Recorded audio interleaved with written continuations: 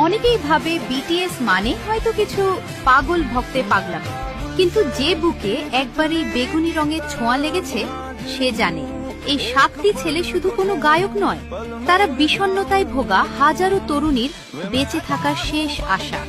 কিন্তু কখনো কি ভেবে দেখেছেন সেই দিনটার কথা, যেদিন এই গল্পের শেষ পাতাটা লেখা হবে, যেদিন বিশাল স্টেডিয়ামের হাজারো বেগুনি আলো শেষ পারের মতো নিভে যাবে?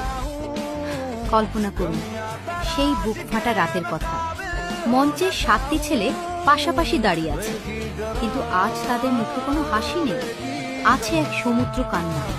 দল নেতা আর এমআই হাতে নিয়ে কাঁপা কাঁপা গলায় হয়তো বলবে, উই আর বিটিএস, এটাই আমাদের শেষ বিদায়। পুরো স্টেডিয়াম জুড়ে তখন ভক্তদের আর কোনো স্লোগান বা উল্লাস শোনা যাবে না, শুধু শোনা যাবে মানুষের বুকের কাদার আওয়াজ। যে ছেলেগুলো একদিন আমাদের শিখিয়েছিল কিভাবে নিজেকে ভালোবাসতে হয়, আজ তারা নিজেরাই চোখের জল ধরে রাখতে পারছে না। সুগার বোবা কান্না আর জিমিনের ভাঙা গলা সেদিন প্রমাণ করবে এই বিদায় কতটা যন্ত্রণার। তারা শেষবারের মতো মাথা নত করবে, হাতের মাইকগুলো চিরতরে নামিয়ে রাখা হবে, মঞ্চের শেষ আলোটুকুও নিভে যাবে। হ্যাঁ, হয়তো সেদিন বিটিএস নামের এই জাদুকর অধ্যায়ের অবসান করবে, কিন্তু ভক্তদের হৃদয়ে এই বেগুনি রঙের ভালোবাসা আর নিজেকে ভালোবাসার সেই মন্ত্র বেঁচে থাকবে অনন্তকাল।